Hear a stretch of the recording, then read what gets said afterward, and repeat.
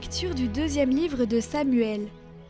Au retour du printemps, à l'époque où les rois se mettent en campagne, David envoya Joab en expédition avec ses officiers et toute l'armée d'Israël. Ils massacrèrent les fils d'Ammon et mirent le siège devant Rabba. David était resté à Jérusalem. Un soir, il se leva de sa couche pour se promener sur la terrasse du palais. De là, il aperçut une femme en train de se baigner. Cette femme était très belle. David fit demander qui elle était, et on lui répondit « Mais c'est Bethsabée, fille d'Éliam, la femme d'Urias le Hittite. » Alors David envoya des gens la chercher. Elle vint chez lui, il coucha avec elle. La femme devint enceinte, et elle le fit savoir à David « Je suis enceinte. » Alors David expédia ce message à Joab. « Envoie-moi Urias le Hittite. » Et Joab l'envoya à David. Lorsque Urias fut arrivé auprès de lui, David lui demanda comment allait Joab, et l'armée, et la guerre.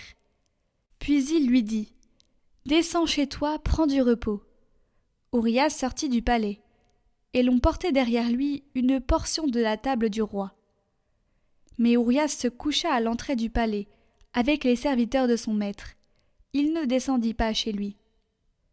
On annonça à David « Urias n'est pas descendu chez lui. » Le lendemain, David l'invita à manger et à boire à sa table, et il l'enivra. Le soir, Urias sortit et alla se coucher à nouveau avec les serviteurs de son maître, mais il ne descendit pas chez lui. Le matin suivant, David écrivit une lettre pour Joab et la fit porter par Urias. Il disait dans cette lettre « Mettez Urias en première ligne, au plus fort de la mêlée, puis repliez-vous derrière lui, qu'il soit frappé et qu'il meure. » Joab, qui assiégeait la ville, plaça Urias à un endroit où il savait que les ennemis étaient en force. Les assiégés firent une sortie contre Joab. Il y eut des tués dans l'armée, parmi les serviteurs de David, et Urias le Hittite mourut aussi.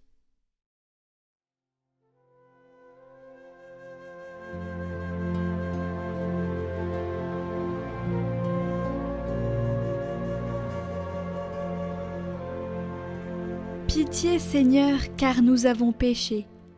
Pitié pour moi, mon Dieu, dans ton amour. Selon ta grande miséricorde, efface mon péché. Lave-moi tout entier de ma faute, purifie-moi de mon offense.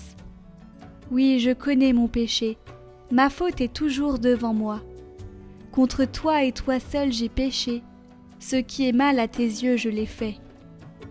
Ainsi tu peux parler et montrer ta justice, être juge et montrer ta victoire. Moi, je suis né dans la faute, j'étais pécheur dès le sein de ma mère. Fais que j'entende les chants et la fête, ils danseront, les eaux que tu broyais. Détourne ta face de mes fautes, enlève tous mes péchés.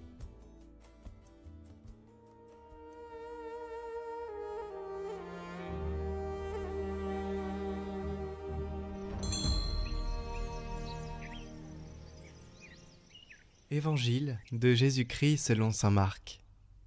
En ce temps-là, Jésus disait aux foules : « Il en est du règne de Dieu, comme d'un homme qui jette en terre la semence nuit et jour. Qu'il dorme ou qu'il se lève, la semence germe et grandit, il ne sait comment. D'elle-même, la terre produit d'abord l'herbe, puis l'épi, enfin du blé plein d'épis. Et dès que le blé est mûr, il y met la faucille, puisque le temps de la moisson est arrivé. » Il disait encore : « À quoi allons-nous comparer le règne de Dieu ? Par quelle parabole pouvons-nous le représenter ? Il est comme une graine de moutarde. Quand on la sème en terre, elle est la plus petite de toutes les semences. Mais quand on l'a semée, elle grandit et dépasse toutes les plantes potagères, et elle étend de longues branches, si bien que les oiseaux du ciel peuvent faire leur nid à son ombre. Par de nombreuses paraboles semblables, Jésus leur annonçait la parole, dans la mesure où ils étaient capables de l'entendre. Il ne leur disait rien sans parabole, mais il expliquait tout à ses disciples en particulier.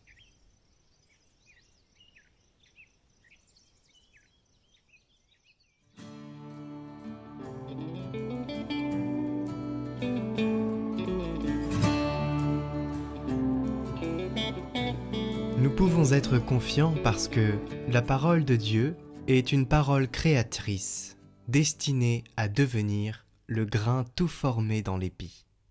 Cette parole, si elle est accueillie, porte certainement du fruit. Parce que Dieu lui-même l'a fait germer et mûrir par des voies que nous ne pouvons pas toujours vérifier et d'une façon que nous ne connaissons pas.